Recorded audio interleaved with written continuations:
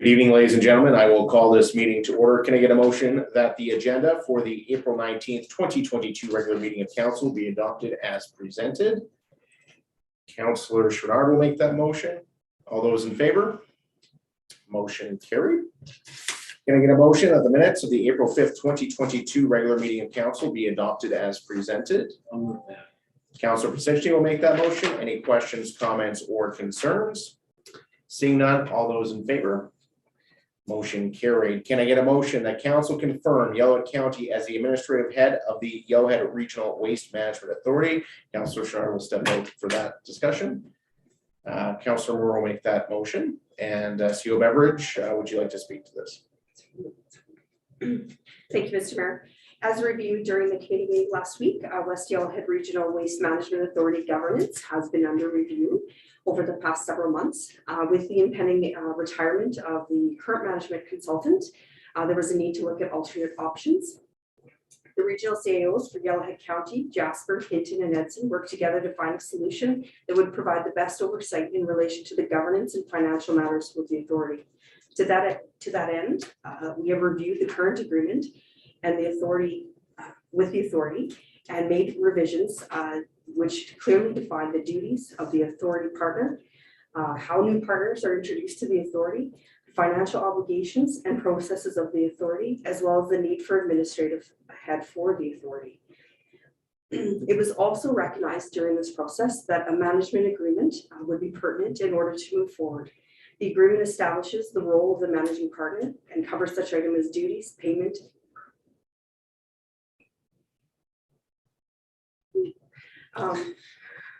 as termination, and as well as a dispute resolution process involved with the position. The managing partner would also provide management and administrative services for the authority's operations. These services were formerly provided by the town of Hinton, but there was no formal agreement. Yellowhead County would assume this role as of May 1st, as the consultant who now holds the role has provided notice. Recruitment to find the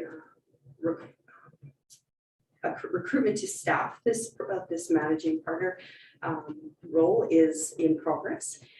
At this point, do you have confirmation that Yellowhead County has approved the agreements as presented, and the other municipalities within this partnership are also bringing this forward at this time.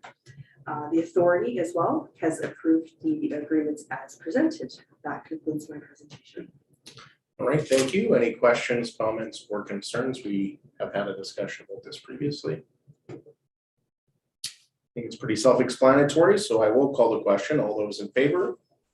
Motion carried. And can I get a motion that council approve the Yellowhead Regional Waste Management Authority and the management agreements as presented? Councillor Taylor will make that motion. Any questions, comments, or concerns? Seeing none, all those in favor? Motion carried. Can you get Councillor Chouinard back in?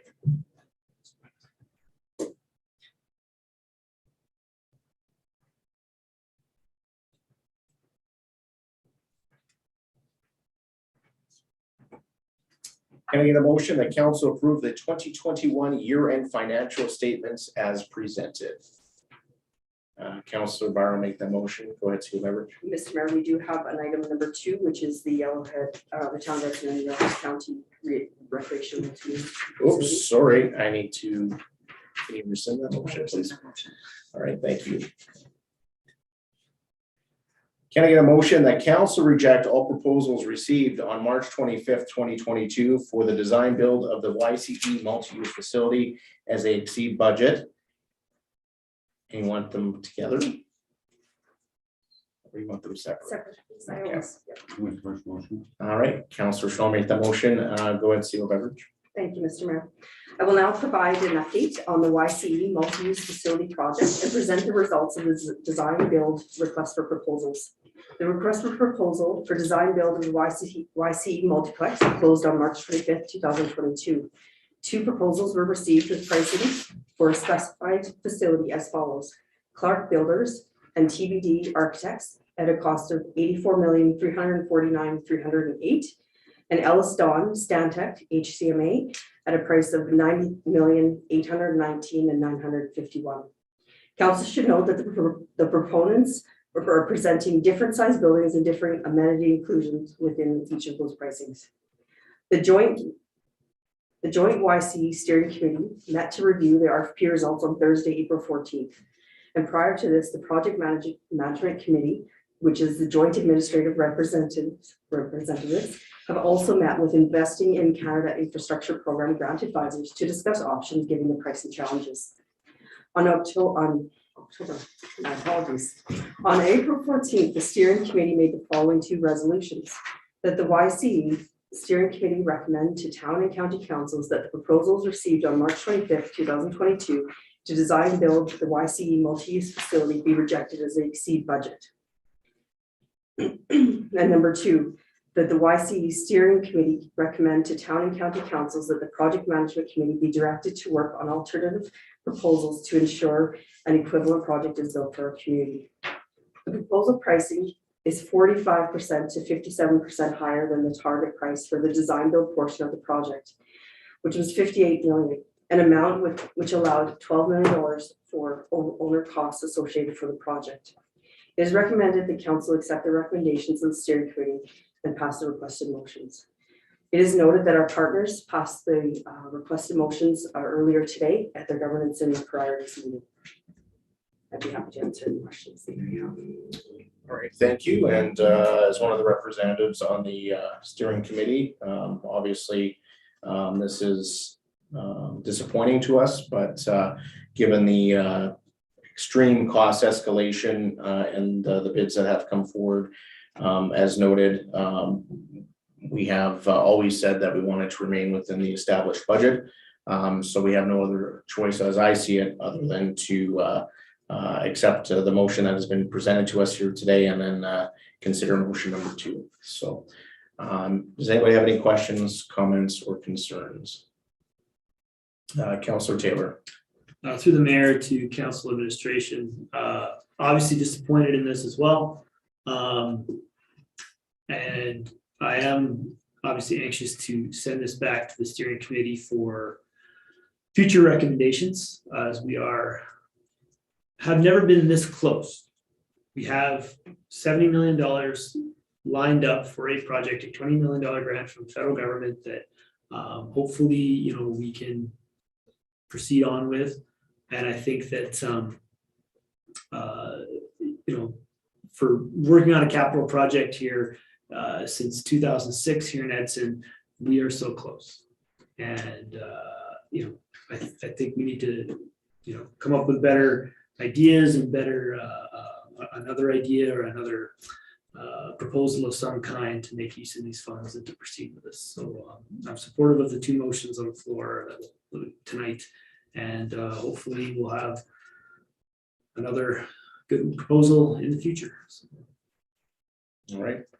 Anybody else? Questions, comments, or concerns? Members of the steering committee, do you have anything you want to add? No? All right. With that, I will call the question. All those in favor?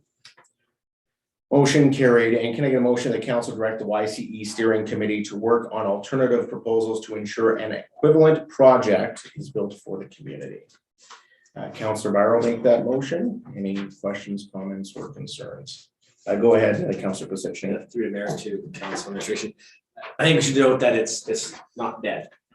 It's just got to be relooked at. So I know with the discussions we had in our committee that we're going to work hard with the county to come up with a different solution. So and I know administration is working on ways of working through the grant. So I think that it needs to be noted that it's not over. It's not out of the water. We're just going to take a different look. Yeah. Anybody else? Any questions, comments, or concerns? Councillor Barr. Yeah, thanks. Through the chair to council and administration. Councillor Position said that well, that it's not dead. It is just we're looking at it with different eyes, different perspective. Everybody's putting on a different lens. So looking forward to getting back at it with the county and looking at what equivalent project we can work on. All right, and like Councillor Byron position, he said, I think one of the great things is we do have a great partnership with Yellowwood County on this project. We're both committed to investing in a facility in our community. How that looks obviously needs to be relooked at based on where we are today. The world has changed a lot in the last 6 months, so But we are gonna continue to move forward and I look forward to seeing our next proposal that's brought forward by the steering committee. With that, I will call the question. All those in favor? Motion carried. Can Trevor see us or? Trevor on there? Trevor's not. No, I thought he was zooming in. No. Oh, okay. Okay, can I get a motion that council approve the 2021 year-end financial statements as presented? Councillor Barrow make that motion, and we have Ms. Shannon Barford with us. I don't know, Sarah, if you want to do an introduction. Sure. Yes, we have now completed the year-end audit for 2021. And Shannon has come with a presentation for council and to present the statements to you. And it's so nice to be here in person. Hey, it's been a couple of years and we're doing it in April, which is nice again. Really, I'm looking outside, it doesn't look like April. Might not look like April, but it is April. So much earlier than it's been in the past few years. So I'm glad to be here. So I'm going to go through it. I am completely open to questions and comments as we go through it. So if you have anything as we go along, for sure, ask your questions. And I'm not a technology person here, so I hope I can get to where I need to go. I just need to go into here, Sarah, is that right? Can we minimize that for a second? And then open your file that we got there. And then open them when you want. And then you go back to the Zoom. There. Just clicking. Oh, that's not Zoom. This one. The one next to it. Yeah, you should be able to. It's actually just, Steve too. will take care of that. We deal with numbers, not technology.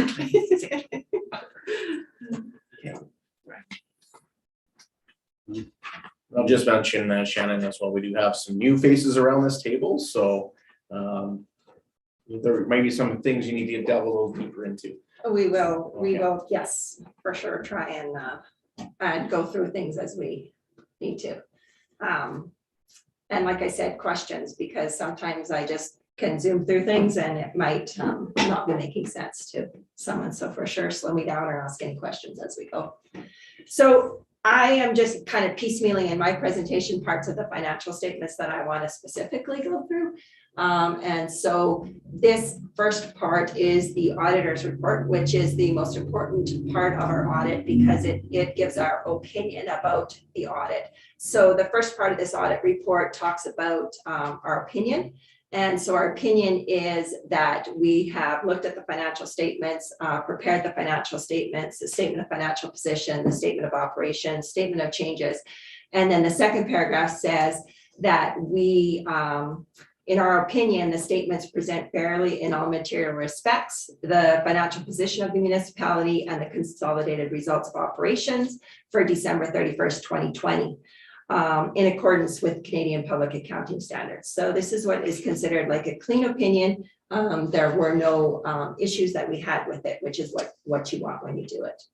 So the second, the basis of opinion talks about what our responsibilities are and what kind of standards we have to adhere to. The third part of it talks about what management's responsibilities are for here at the town.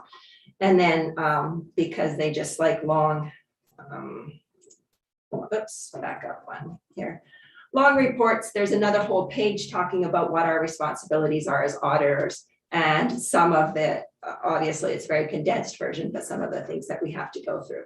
So once you can see that these are saying draft on them, and once they are approved by management, then I can make them, or approved by council, I can make them final, and then I will submit them to municipal affairs. And your filing deadline is May 1st. So I just need the proper approval, and Sarah has to get me one more little thing, and then we will be able to get those submitted on time, which is good. So the next page of the financial statements that I wanted to go through is a consolidated statement of financial position. So this is a snapshot of the assets and liabilities of the town at December 31st. So it is a one-time thing right at your year end. And it's broken down into financial assets, liabilities, and non-financial assets. And so your financial assets are assets that can be converted, like are more liquid, more easily converted to cash. So it's your cash, it's your investments, it's your receivables, those types of things in here. And you can see that your cash, which is something different than in prior years, we have cash and temporary investments. And then we also have long-term investments this year. So there were some bonds purchased by the town in this year, and they have maturity dates of 2025 to 2027. So they've been lumped as long-term investments versus temporary investments, which are investments of less than a year's maturity. So those are that's the kind of snapshot of your financial assets. Your liabilities are debts of the town. So these are amounts that the town had owing at December 31st, and it's regular payables for contractors for projects, for payroll liabilities, for RCMP for policing, utilities, all of those types of costs that just related to December but didn't get paid until after the year end. The other thing that you have in here are provisions for the land foreclosure. So that $1.8 million is the provision that's been set up, and it will get funded each year to provide for what the costs are going to be to fund the closure of the landfill. And those are numbers that are provided to us from an engineering company, because that's not necessarily our expertise area. Your other line item here of substance is your long-term debt. So you can see that you have $11.5 million of long-term debt. And that are the debentures with municipal affairs, or not municipal affairs, AMFC, and long-term leases. And they mature in periods 2022 through 2036. So these are just the current debentures that you have. And so those are your liabilities, with your total liabilities being that $25 million there. So your non-financial assets are assets that are not so easily convertible into cash. And they're basically your capital assets, which is like the infrastructure of the town, the roads, the water, the sewer, the machinery, the equipment, the land, the buildings, all that type of stuff. Those are your tangible capital assets. And then the other bigger one in here is your inventory that's used for consumption, which is most of the stuff that's at Public Works for gravel and utility repairs and road repairs and all that type of stuff. So that's your inventory number there. So your accumulated surplus number here of $131,000 is your total assets minus your liabilities. And it is a large number because you have a large number in tangible capital assets. You have $113 million in tangible capital assets. So the next page, I was kind of doing some pictures now. So when you look at your financial assets and you look at the breakdowns of them, you can see that significant portion of your financial assets are in cash. And I don't know if I can make that a little bit bigger for you guys to see some of the wording and stuff like that in there. So there's a portion of it that's for taxes receivable, a portion of it for your other receivables. There's a little bit of a loan receivable, which is from Community Futures. And then the significant portion of it is your cash and your investments. And your investments are bonds and term deposits. Your other assets then, so when I was looking at the financial assets, I also like to compare them to the prior year. So you have trade receivables, which you can see they're very similar to last year. Your other receivables, these are your taxes receivable here. It's a little bit hard to see the wording, I'm sorry. Your other receivables, so these are amounts that are due from like the county for cost sharing or for grants or for fines, or just amounts that related to December that didn't get received until after year end. And then this is the loan receivable, so it's very comparable to what it was last year. Your capital assets, so these are your this is when I was talking about your equity, your capital assets, your infrastructure, and you can see that substantially a significant portion of it is your engineered structures. So this is your roads, your water, your sewer infrastructure. Then you've got the buildings, the land, the machinery and equipment. And this is the book value. So with your equipment, there are set useful lives for them, and they get depreciated down over those useful lives that were kind of set by municipal affairs and working with administration a number of years ago, quite a few years ago now.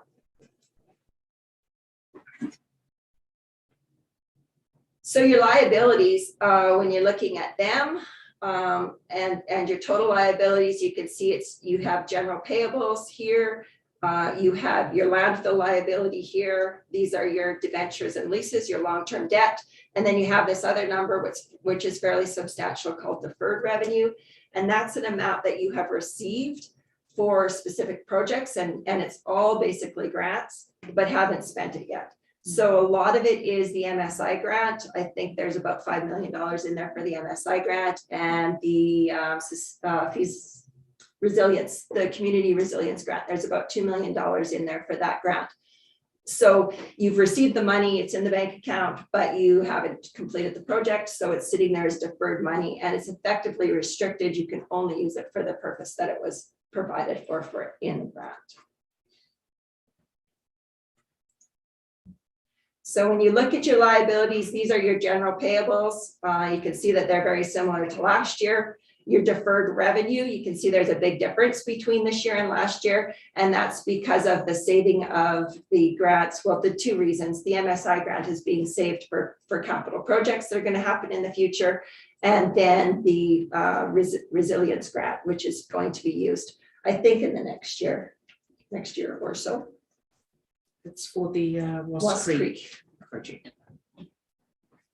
And then your landfill liability, which is very similar to what it was last year. So that accumulated surplus number that we looked at when we were looking at it was the $131 million. You can see in here that a significant portion of it is your investment in capital assets. So most of it is your investment in capital assets.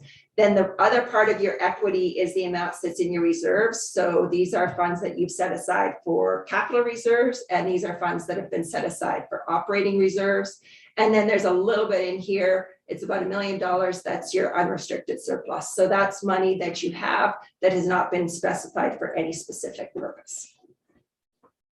So your total capital and operating reserves are about 29 million, and your investment in capital assets, which is the assets minus the debt against them, is about $101 million.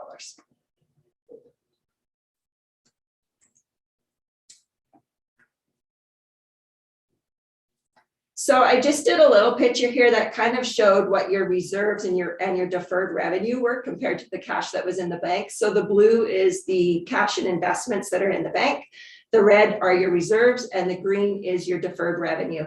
So you can see that you basically have funding that cover your current reserves and your current deferred revenue that's in the bank.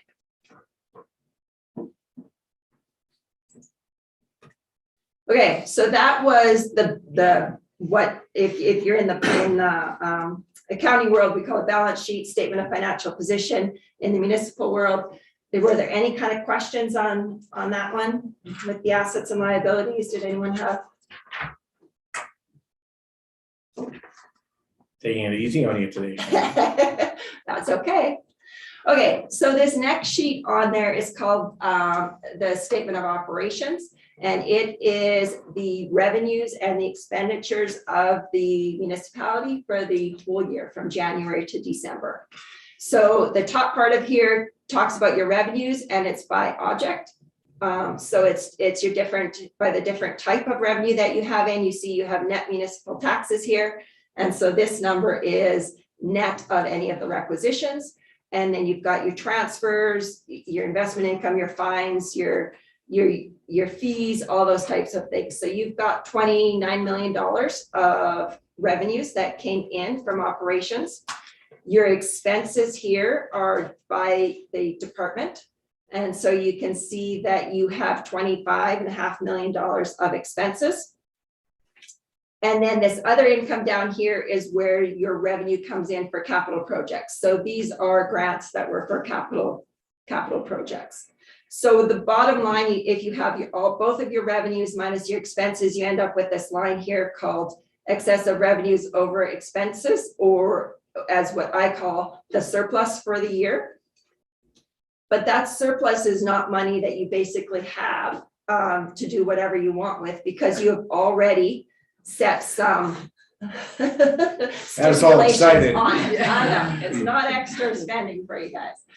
So when you look at that $6.1 million surplus, out of there was $4 million of depreciation on the assets and a little bit of a loss on some of the assets that had to be disposed of. So those reduced the surplus and they relate to your equity and your capital assets. So you add them back into the number to give you $10.3 million. And then you guys have transferred money to reserves for capital and operating. You have transferred money out of those reserves to cover some of capital and operating projects for the year. You had to use that money to pay down principal on debt. So that's $1 million of debt principal payment. And you used some of that money to purchase capital assets. And the reason that the purchase of the capital assets is showing as coming out of there is because those capital grants are showing in that surplus. So those $2 million of capital grants are in the current year surplus. So then you're using it to purchase the capital asset and it comes out of your surplus. So it leaves your current year surplus of $921 as the unrestricted amount. I believe there was about $160,000 or $170,000 from last year. 921,000, right? Yeah. My apologies, 921,000, yes, yeah. So with your last year's balance, you have about $1 million of unrestricted surplus at the end of this year. Okay, so back to graphs again.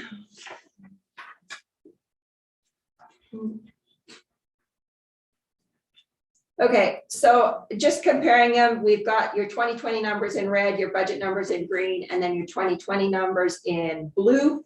And so government transfers, these are from basically the county, the province, or the federal government. Substantial amount of them are from the county, so they are down from last year. There was less transfers as a result of the landfill cost sharing and because of the change in how the recycle funding is split now, is done. You can see that with user fees, you're up from last year, but you're down slightly from budget. So this is just a function of what your operations were in the last couple of years. Your revenues, so your investment income, you can see that it is down a bit from last year. That would be significantly a result of the decrease in rates, in investment rates that are out there. Your fine revenue is up substantially from both last year and from budget. Your franchise fees and your rentals are very similar to prior year and to what was budgeted. On your expense side of things, you could see for the most part, you would expect your expenditures to be higher than last year because of what was happening with the wages in 2020. They were reduced. And so a lot of the increases in each of the areas are a result of wages going back to the regular full-time equivalent. So when you compare them to budget, you can see that legislature is down a little bit from budget just without being able to do as much of the travel and stuff like that. There was some savings in there. Public health is over budget by a little bit. And I can't remember what that one was. Oh, because what happens with the public health is, there was some depreciation that just wasn't budgeted for in that department. So that's the difference from what was budgeted. In planning, there were some studies that weren't done. And so you can see that it's under budget from what would be expected. And your culture numbers are fairly similar to what you would expect being budgeted.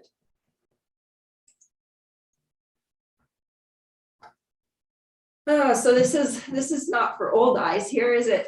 Your admin costs, you can see that they are under budget. It's basically a decrease. These are your admin ones, the first ones here. In a lot of different areas, there was just some cost savings over budget in wages and in different areas. Protective services are over budget. This is policing costs, and so they were slightly higher than what was budgeted for policing and the contractor in the protective services department.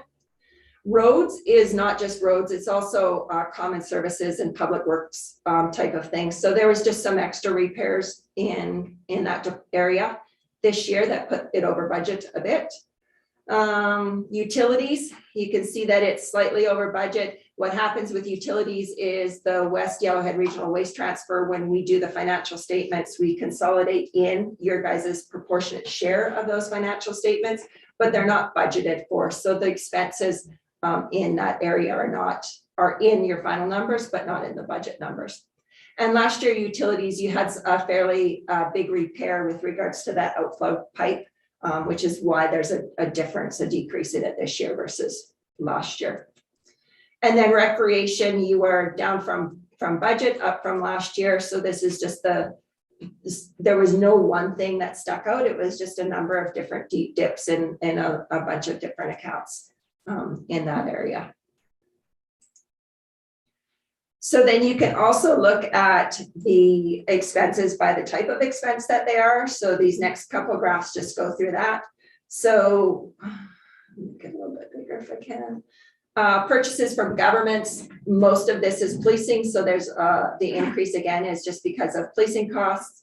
Materials, this is just, there's some repairs in there and stuff like that that put it over budget.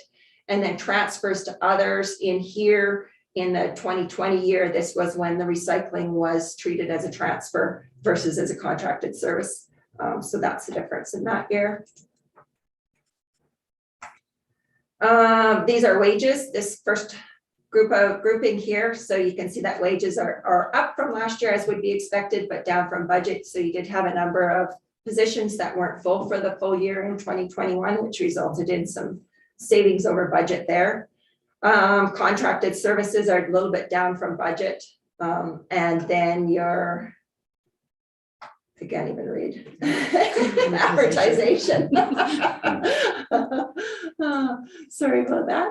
So your advertising is very similar to what was budgeted. And that is what I have for a presentation.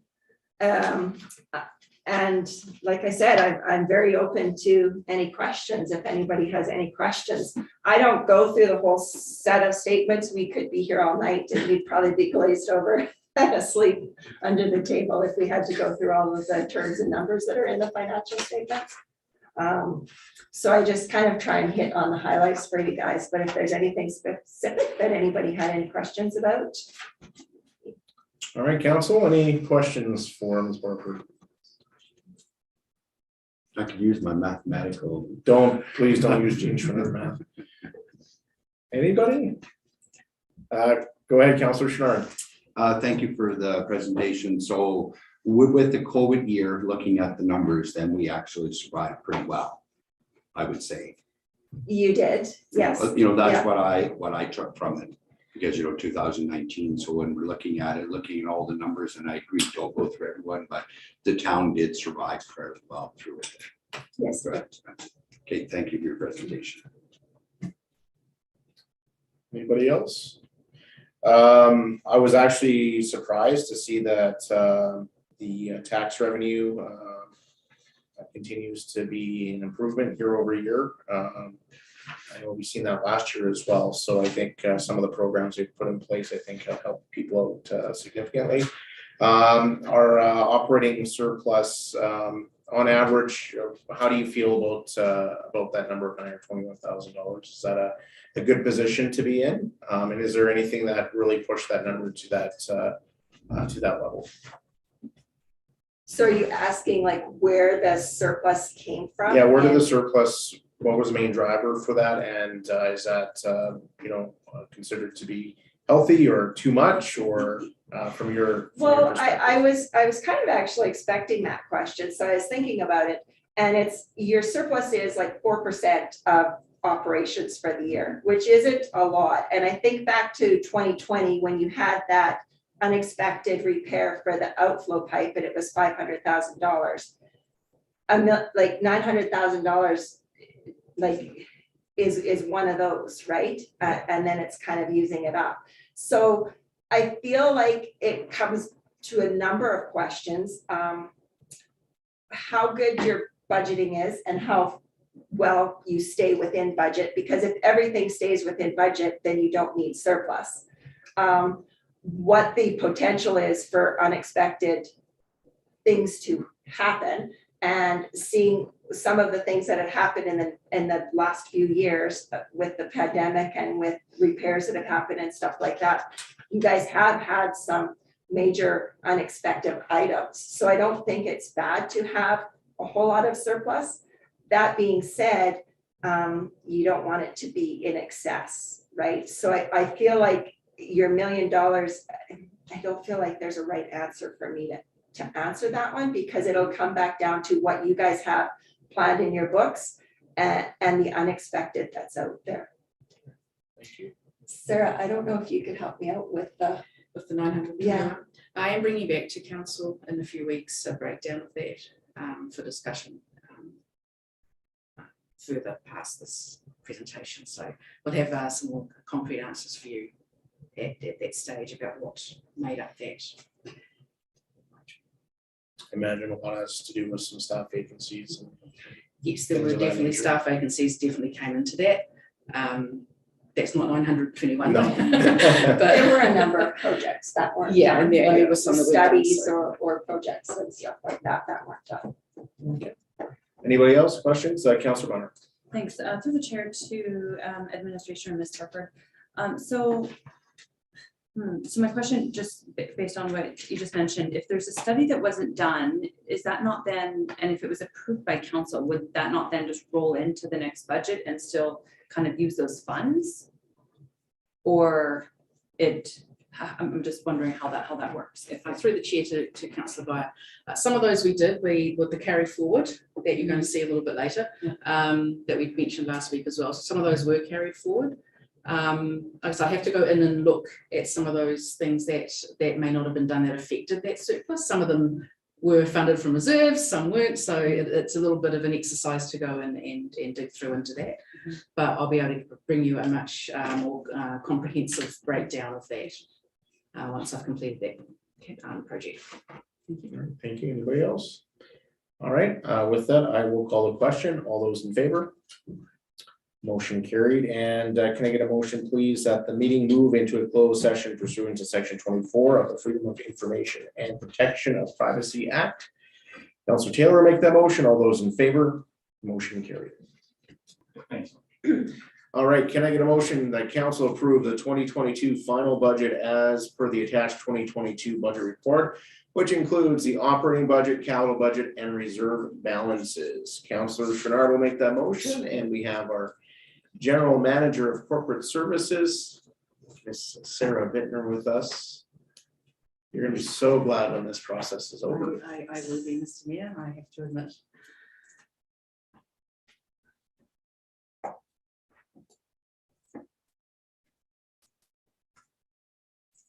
Good evening, council. I do have a presentation to go with this. A lot of it is very similar to what was seen last week, so I will be going fairly quickly through it. But of course, if there's any questions, please don't hesitate to interrupt and ask those questions.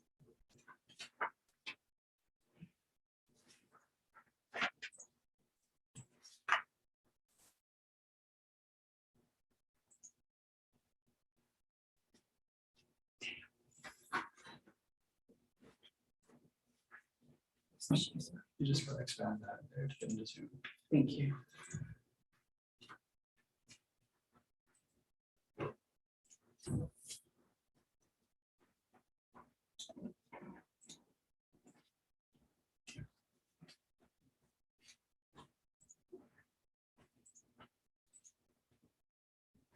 Got there. Right, sorry about that. Yes, good evening, council. So presenting tonight is the 2022 final budget, as we mentioned, which incorporates the operating capital and reserve balances in the budget report with the new agenda. So we'll just quickly go through the three different areas that are there. As I said, remember, this is a lot that you would have seen last week, so I want to go through it fairly quickly.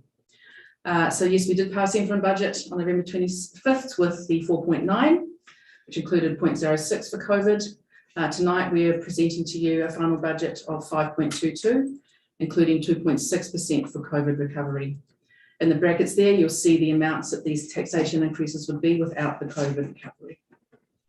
The COVID strategy on the screen in front of you is the scenario 2 that we talked about at the committee meeting. Eliminates the reliance on energy reserve in total and a portion of the COVID relief reserve. You'll see in 2022 using 295,000 of reserves still. Next to the 2.6% that you can see below here. And from the interim budget, that means 1.1 million of reserves has been returned to be used for other projects in the future. In 2023, you'll see there's the other half, the 2.63 would come back as COVID recovery in 2023, and then we are out of our COVID recovery stage. Just another, again, I won't go through this very fast. This is just a little rundown of some of the projects that were in the interim budget. We won't see them mentioned again tonight because we're just doing the changes. But just as a reminder of some of those things that we have put in the budget for this year as well. Notably, we have the land use bylaw project with the term position there, also some money going towards our economic development program as well. So they're all some of those items that were included at interim, just as a reminder. So now we have the slide called what makes up the 5.22. I think most notably here, I always like to say that 1% of taxation this year gets us $114,000. Again, I won't go through this too much. On the left is the approved interim budget, as you can see the 4.9 at the bottom. On the other side, we have the final budget changes that go through. Of note in the green is this is a change from even the committee meeting last week. The addition of a compensation review. We had the opportunity to partner with Town of Hinton, and we do have our collective agreement coming this year with the union. So it was actually came up at a opportune time for us. So you can see that the compensation review has been added there, and below the reserves, we are proposing that be funded from the revenue sharing reserve.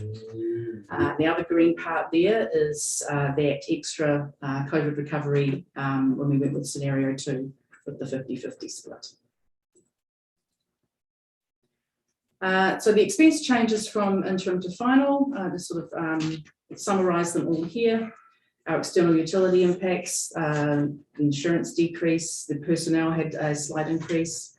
The landfill has a net taxation of a decrease of 27,500. Utilities has a net taxation impact of 0, as we intend to continue with our cost recovery for our operations and some reserve transfers with that. The cost sharing with Yellowhead County over the different areas.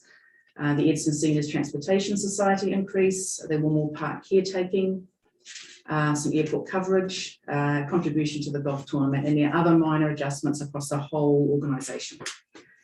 Bring up the expenses from the changes from interim to final. The revenues, these match with the revenues that we had looked at for our fees and rates earlier in the year, and these are just now the combination of those being included in the final budget. For our reserves, we have at the moment removed the transfer for the public health rent transfer of the 55,000, and then of course the 2 COVID recoveries, the one removing the reliance on the energy reserve, and the one with our scenario 2 strategy removed 80,000 reliance on the COVID reserve. And from revenue sharing, we have a proposed operational contribution from the revenue sharing of 500,000, and also funding that compensation review that I mentioned earlier. So all of those amendments above there bring the budget to the 5.22 taxation increase as presented at this meeting tonight. All right. Sorry.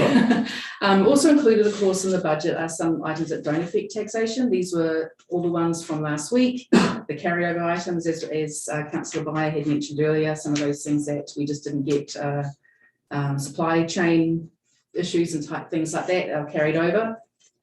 We need to include them in the final because they weren't included at the interim. Some reserve funded items, again, projects not completed or anything that might have been added since the interim budget was passed.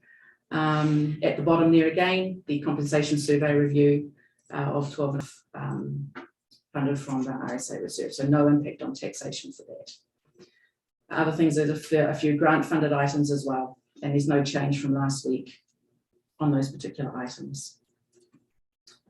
So the last slide, yes, the last slide on the operational side of the budget is now just showing you the taxation impacts of 5.22% on residential and non-residential, just picking out some different assessment rates. So I'll leave that slide up for a little while for council to look at. But obviously, any questions on the operational side, please bring them forward. All right, council. Any questions, comments, or concerns? I know we had a very robust discussion Yes. last week and several times before that. This has been a difficult budget process. But I think we've done fairly well considering all the cost pressures, and 2% of increase just in electricity costs. I thank administration for their work on this, because I know it hasn't been easy. Councilor Stark. Just to clarify, the 5.2, that's for commercial and residential equally, correct? It's the entire taxation. Right, so increase. it will So be it's- equal It to doesn't, at 5.2. that point, we're not splitting that. It's just, this is what we received last year, 5.22 more this year. Great, perfect, thank you. All right. Any questions, comments? Councilor Moore. Yes, through the chair, Sarah. So what does COVID recovery cover actually? And what does that account for?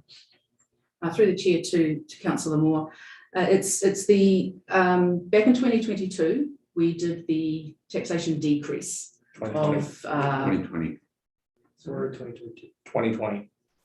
Don't said do Gene 2022. math. Oh, I'm so sorry. 2020, we did a taxation decrease of just over 5%. And we need to now recover that back to keep up the same levels of service that we've had in the budget since then. So what the COVID recovery does is we have some money in reserve, and we have used it slowly to subsidise taxation increases. Otherwise, you're putting the whole lot back on 1 year. So we've stretched it out over 2021. We had a 4 or 5 year plan to do that. But with I brought back some strategies, or administration brought back some strategies last week. So this has been presented with one of those strategies that will have it over in 2 years instead of extending it out. It means we also use less in reserves to subsidise those taxation increases. Councilor Barr. Thanks, through the chair to council and administration. Thank you, administration, for bringing this back. I'm pleased to see that we made some progress from the original interim budget. I still feel that we're deceiving the residents a little bit by providing the same level of service and using a limited one-time use savings from when we cut back the staffing and services in 2020 during that emergency budget. And we can call that a tax break, a rebate. There's lots of different ways that we could kind of word how that happened, and not all municipalities did that. I think there's actually maybe very few that did when we start talking about that. And from my perspective, with all this information that I've had over the past 4 years, I believe to achieve the best that we can for our community, that we need to kind of end that rebate that we've been providing, or that tax break of that 5.19%. And that the residents and businesses did benefit from over the past 2 years, and put that back into this budget. And in doing so, that would be an equivalent about a 2.6% tax increase from 2019 if we hadn't provided that tax relief or tax rebate. There are other communities that didn't give any kind of a break, and some of them are at a 4% tax increase. So without doing a 5% tax decrease. So I think our administration has done a fabulous job at keeping things very, very tight. But that does come with a trade-off, and that trade-off, we see that when we're driving down the street and there's potholes, and we have infrastructure to maintain, and we have water lines that break. So the trade-off for not doing that is our infrastructure not being maybe maintained as much as we would like. And that comes to a cost of future taxpayers as well. So I'm still of the mind that we should go with that scenario one that was presented. last week and do what is the best thing to do for our town. Thank you, Councillor Sharp. Just through to Councillor Beyer, but we also increased other things as well, and I totally agree, but we can't mail them all at once. Over 2 years, we'll ease the burden, but we increased the cost of water. We passed on a lot of costs for our cost recovery on services, but we also did take $1 million out of reserves to add to the roads that you talked about. So I'm still in favor of scenario 2. So just my comment. All right, thank you. Anybody else? Councillor Taylor? Through the mayor to council administration, I'm supportive of the motion that's presented here as in the final budget. I think it's prudent that we're attacking the COVID recovery over 2 years. It's mindful to our organization and mindful to our residents as well, based on the extra costs, the inflationary costs that residents have felt over certainly the past 6 months, and no end in sight. So I still think the budget will be a very tight budget. I want to thank Ms. Bittner for all the work you put into creating this and getting a very tight budget, but I still think we can maintain a level of service and still at the same time complete goals that we've outlined in our strategic plan. So, those are my comments. Thank you. Anybody else? I'm supportive of this as well. I certainly understand the points that Councillor Beyer brings up. We have done a lot for our community in the COVID world. And I don't think we've ever got the credit that the sacrifices that we did make. Our staff made the biggest sacrifice during COVID by taking a 10% reduction. And we did that knowing that we were going to put money aside for future use and to ease that burden over time. And so I am challenged with the argument that, we're taking away from infrastructure needs or other issues, because we do have money in reserves to cover those things. The plan was always to do this over 4 or 5 years. We're actually shortening it based on what we know today. Nobody expected COVID to last this long. Nobody expected a war. Nobody expected retroactive pay. Nobody expected police increases. Nobody expected $1 million of government downloading. But here we are today. And our residents, as you know, and everybody in this table knows, it's tough times right now with the increased costs. So I think this finds the appropriate balance, and I'm certainly in support of it. We are increasing the amount we're putting into our roads this year, which I think is good.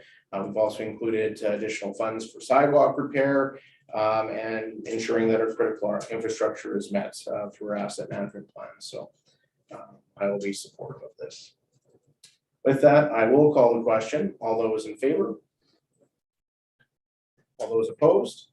Motion carried. And she didn't ask for recorded. I was going to say, is she going to record his vote? Sorry,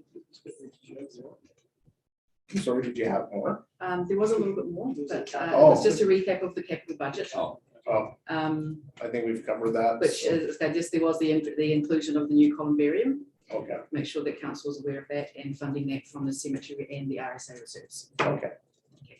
Sounds good. I'm also going to, this is a little bit unusual, but I am going to put a motion on the floor myself. That administration bring forward a plan for lighting for both the dog park and basketball court at Griffiths Park for council's consideration.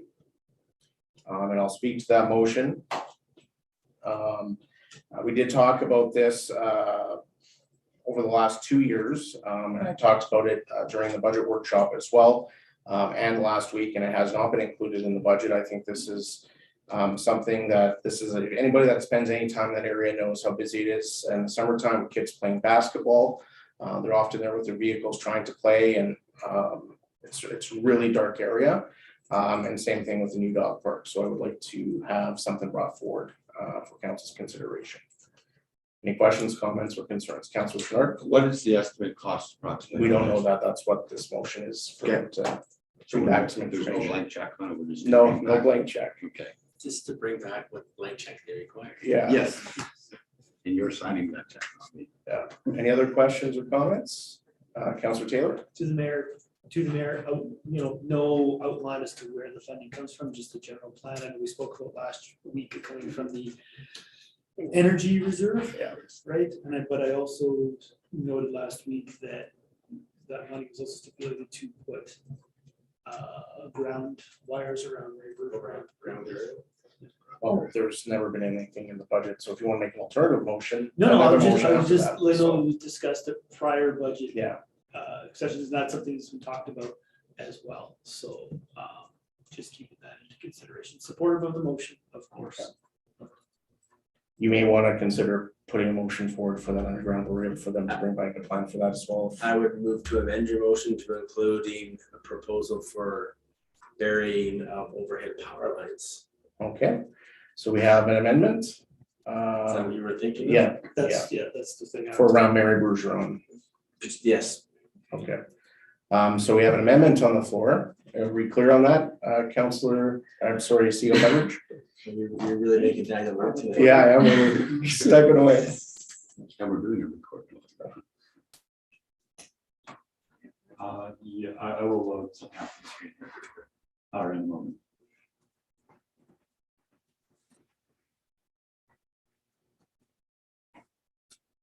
This is the fun part of council. Yeah, administration loves it. Yeah. If we had to record and vote against it until it started again, will that make his job harder? You didn't even talk about Sarah's secret slush fund in the budget. Well, that's a block.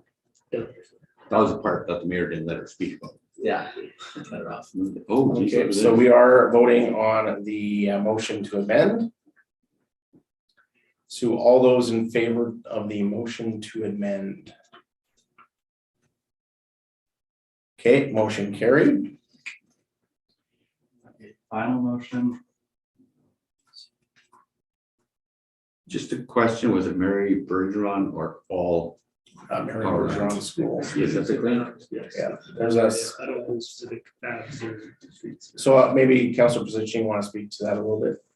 Just the Yeah. history of that? Just the town missed the opportunity at the time during construction with two major provincial bodies building. They didn't force them to bury power lines, but we have a brand new upbuilt area with one area of buried lines and they're quite hideous in that neighborhood. And it's also a playground, and power lines around playgrounds aren't the most beneficial thing to have. So it's just an area that you have all these brand new buildings and the neighbors looking really sharp, except for some really, really less than attractive overhead power lines.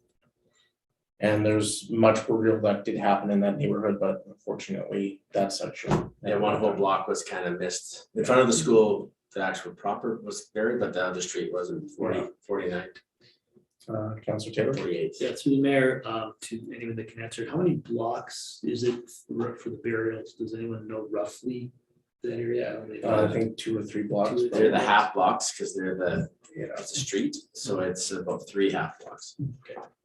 Thank you. So a block and a half, I guess, at the standard block. Burial's cheap, it's the transformers that are expensive. And there's several. Yeah. There's already one put on the Parklands property. And there's several transformers, and they're about 30 grand. So All right, we will call the Councilor Meyer. Thanks. Through the chair to administration. So this is just approving that a plan's brought forward, but we're not approving such a plan yet. No. That's correct. That's correct. All right, I will call the question. All those in favor?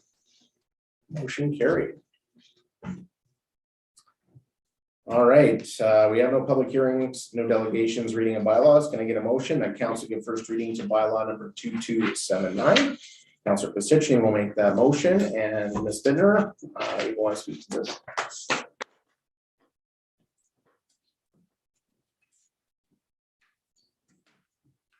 that's no, it's nice.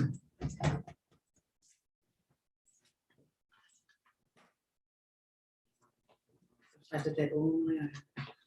Excellent. Yes, thank you, Mayor and Council. Just a quick run through of our 2022 mill rate bylaw number 2279. A little bit of information for some of the newer members of council as well. So with the final budget passed, council can now set the mill rates for the taxation year 2022. Property tax is quite heavily regulated in the MGA, and Part 10 is the one that it looks after taxation. And it tells us things, just like these things up here, what must be shown on a tax notice, that we must have a bylaw for the rates, the different levies that we can apply, which properties are exempt from taxes, and also covers our tax recovery procedures if we don't happen to collect the taxes in. So we collect 4 different taxes on the yearly tax notice. We have our municipal tax. We have the seniors requisition, which comes from the Evergreens Foundation. This year it is 4.1% of the proposed taxes we're collecting. Then we have provincial requisitions. The education property tax is 20.65% of the taxes we are collecting. And what's called designated industrial properties requisition is 0.04. It's a very small amount. Also that we are required to collect, the province requires us to collect for them. The only taxation that town council has control over is the municipal tax portion of that. No, Councillor Pacific. Mr. Mayor, through to administration. Ms. Bittner, I'm sorry, the designated industrial properties requisition, that's new to me. Can you explain it, please? Certainly. A couple of years ago, the province took over a lot more of the linear assessment, including things like machinery and equipment and big mills, because different assessors were assessing things differently. And they actually, industry approached the province and asked them to please take this over. And the province said, we will do this, but we will be charging you for it. And they're charging them for it through the taxation. So we get sent an amount that we must collect and a mill rate that we must use for that. And we collect it and send it off to them yearly now. It's about $5,000, if that's correct. It's about $6,500 this year. Yeah. Thank you. All right, so just a quick, how do we calculate a mill rate? What I do is we look at the budget amount required. So we look at our revenues, our expenses, and what is that difference for the municipal portion there. Divide that by the total assessed value of all taxable properties and multiply that by 1,000, and that we get the mill rate that is applied to each $1,000 of assessment. And then that same calculation is used to reach the required mill rate for the property schools and seniors requisitions as well. We take the amount they're asking us for and do that exact same process to come up with a mill rate. So we have 2 amounts when we have the town assessment sent to us. We have our total assessment, and that includes all the exempt properties. And from 2020 to 21, it's called the 2021 assessment, we use it for the 2022 taxation year. So it can be a little bit confusing there, but it's as at December 31st of 2021. All of our properties increased by 3.19, but the taxable assessment is what we use to calculate the mill rates. That's the one where what we use to actually get our taxation revenue. And that increased by 2.39% between the 2 years. Within our strategic plan, we've had a desired balance of the residential to non-residential tax base. We've been striving towards, which is 65-35. This year we're at 67-33, which is the same as last year. So we stayed very, very similar to what we were last year. But that is a desired balance that we're striving for with our assessment. So this year, last year, we passed a bylaw for a non-residential tax exemption program for assessment. And this was first implemented for this 2020 taxation year. So the amount of assessment that impacted it was, as I said, just over $3 million of assessment. So that equates this year to the amount you see there of municipal taxation, just shy of $49,000. Now this program only applies to the municipal taxes of a property. So all properties still have to pay their entire provincial and senior requisitions, etc., as well as any taxation for any part of their properties that existed before the development or enhancement to their property. And their assessment between 1 year for the year that they were doing the enhancement or development must increase their assessment by 25% or more. And if they reach that threshold, then this kicks in for them and they have the non-residential tax exemption program. It's a 5-year exemption where we have the first 2 years of taxation is 100% of that new development. Then the next 3 years go 75, 50, 25%. So it's easing them back into that taxation. Then in that 6th year, it's now fully taxed along with everything else. So I thought I'd add that slide here for some information. It's the first year that it's affected our yearly taxation. So it's included that slide for council's information. So I'll pause here for any questions on this particular thing because it's fairly new. Councillor Pisichnik. Through the mayor, Ms. Bittner, is this a local initiative or is it a provincial initiative? Through the chair to Councillor Pisichnik, it is local. It's there are other municipalities that have done this. It's not a provincially mandated or I can't think of other words, but it's not a provincially driven program. So the provincial government put forward legislation in 2019, I think it was, to allow municipalities to do this and highly encourage municipalities to do this in order to support economic growth. In our region, Edson, Hinton has this program. I'm not sure about Whitecourt.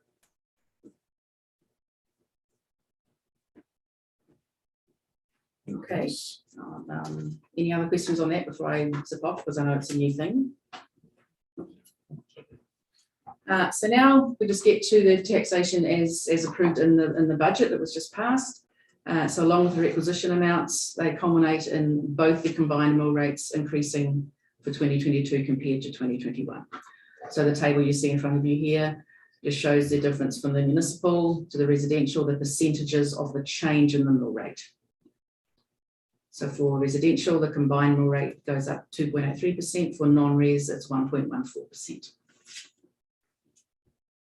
And all this information is incorporated within the bylaw that is presented as well in your package today. Conclude your presentation. It concludes it. Yes, I'll get shorter as I go. Don't want to cut you off again. All right, council, do you have any questions about that? With that, I will call the question. All those in favor?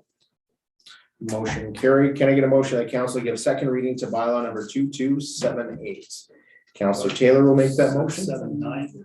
2279. 2279. It's 2278 on my package. G1. Oh, sorry, I went ahead. Sorry, you're correct. 2279.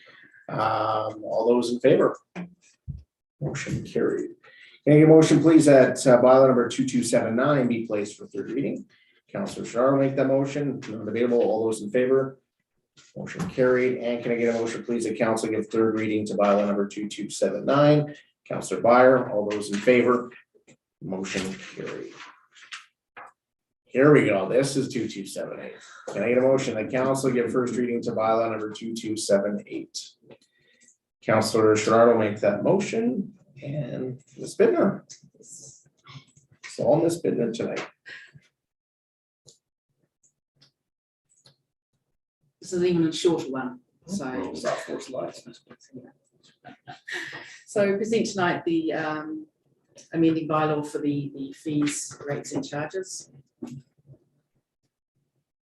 There was a partial fees, rates and charges review carried on earlier. We had brought things forward to council at a couple of different committee meetings in February, got some feedback, brought back in March, some of the ones that we could do to affect this final budget. So the ones you see in front of you here, the following areas that have been amended in bylaw 2278. So the planning and development fees, the water and sewer fees, as mentioned in the budget, cemetery fees, landfill fees, airport fees, and the sewer camera inspection fee. Some considerations for these different types of fees. Some were looked at from a cost recovery, some were to align with the average of the area, etc. So different considerations were taken depending on the types of fees. These are all due to take effect on June 1st of this year. Since the March 8 committee meeting, which was when we last brought this to you, there have been some changes that have come forward as well. For cemetery, raising the cost of the park price up to $6.50, just so that now the town actually buys those parks and that just realigns with the cost for the town. Also, cremation plots have been brought up to the same costs as the burial plots. That's the piece of land that you're buying. So that's just now the opening and closing plots, whether it's going to be a burial or a cremation plot. Those differences still remain. On the water and sewer, you can see the rates adjusted to bring us back to our zero net taxation impact. And there's also some planning and development variance fees as well that have been brought forward. And I'll just move to the next slide and I'll hand over to my colleague, Mr. Kitlitz, to explain a little bit more of those for council. Yeah, thank you. It's your worship. So just recently, and this was something I missed when we reviewed the developer fee, but recently we had a situation where a property sale where there was some structures on the property that needed variances, and based on this fee schedule, the total came to just under $5,000 of developer fees. Not realistic at all. So I felt it was necessary to bring this forward as a last minute change just to make it a bit more reasonable. As you can see there, they exist today as sort of a cost per meter of the variance. So if you have 10 meters of variances, you're paying $100 times 10. So what we did is we just changed it to a flat fee for right now of 300, 500 rather than have the measurement come to place. So much more reasonable. Hopefully council will support that. All right, any questions on that piece? Thank you for that, Mr. Kitlitz. Go ahead, Sarah. That's it. All right. Any other questions about the fees, rates, and charges? By group tonight. All those in favor? Motion carried.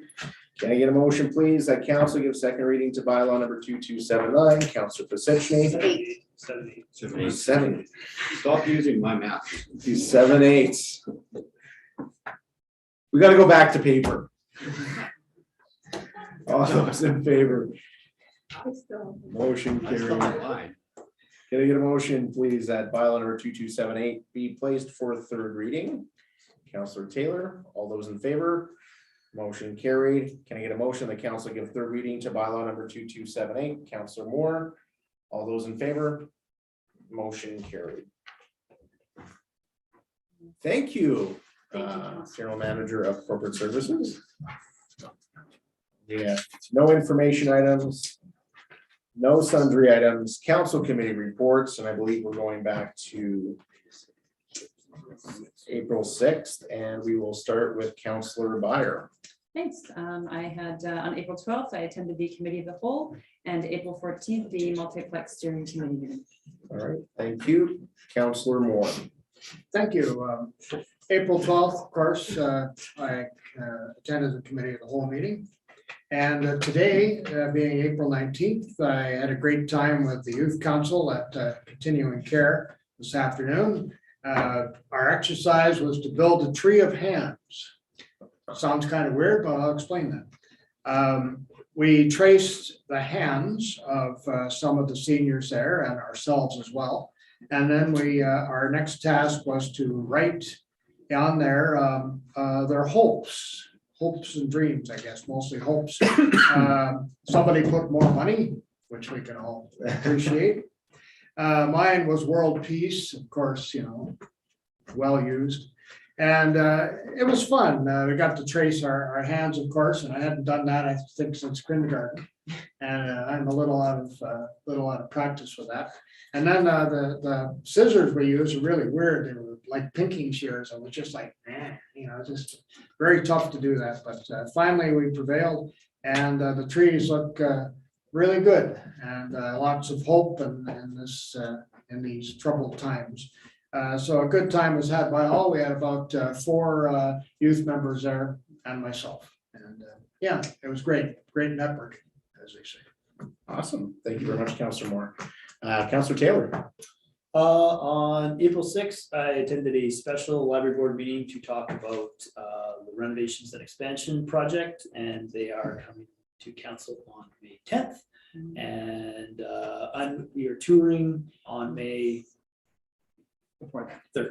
May 3rd. And they, on that night, they also toured and gave the board an official sort of tour. It's the first time we've actually got together, sort of, since COVID. So got a tour of the facility and sort of the ideas and plans, but I don't want to spoil anything. So I'll let the tour and their presentation speak for itself.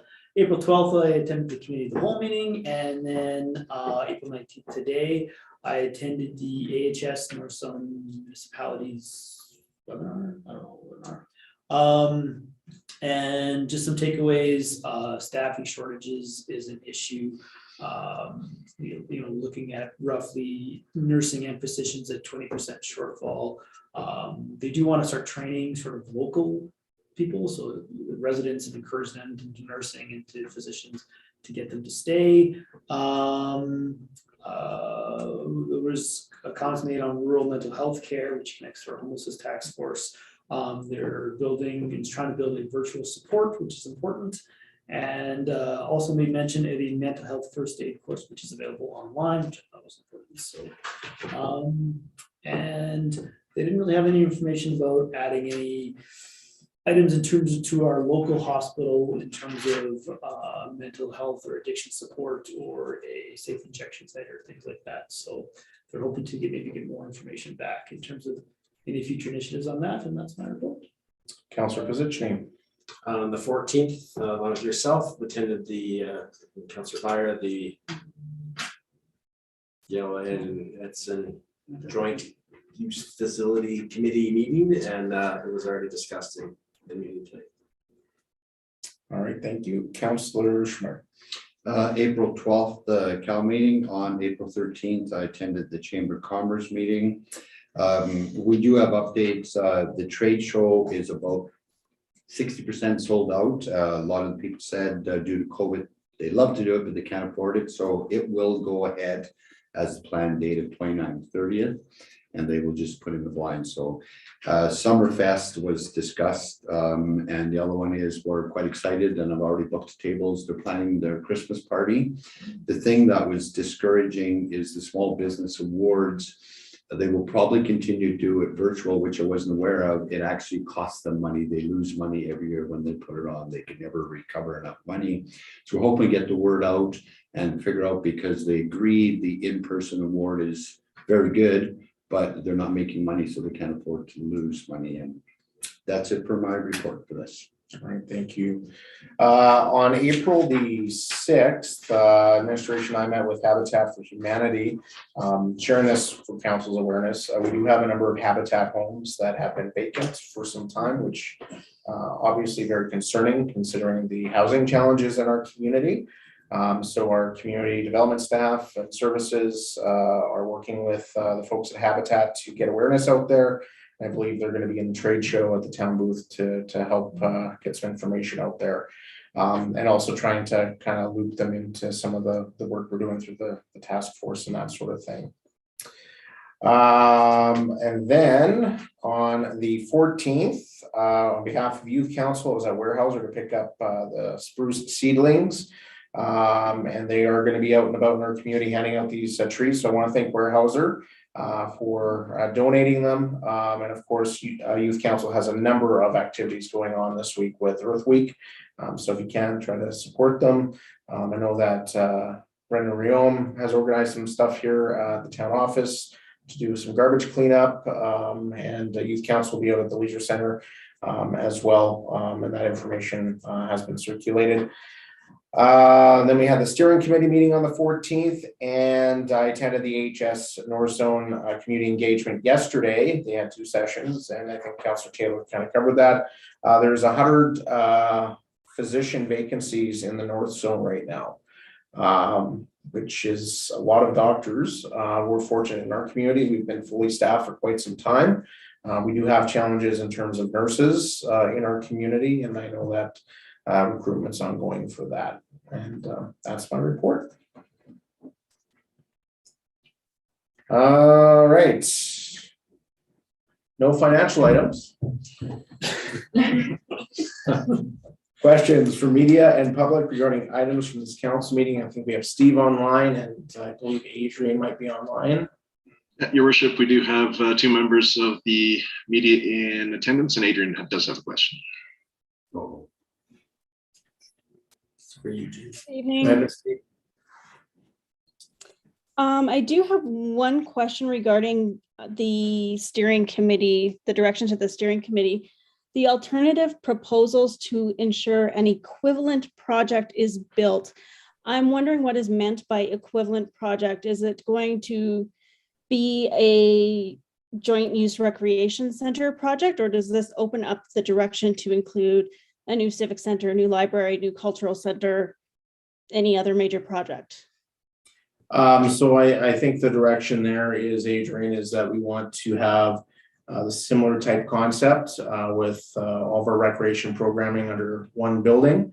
And just will look maybe a little different. Some things might be scaled back, but we don't know what that's gonna look like. Our project management team is gonna be getting some work underway on that.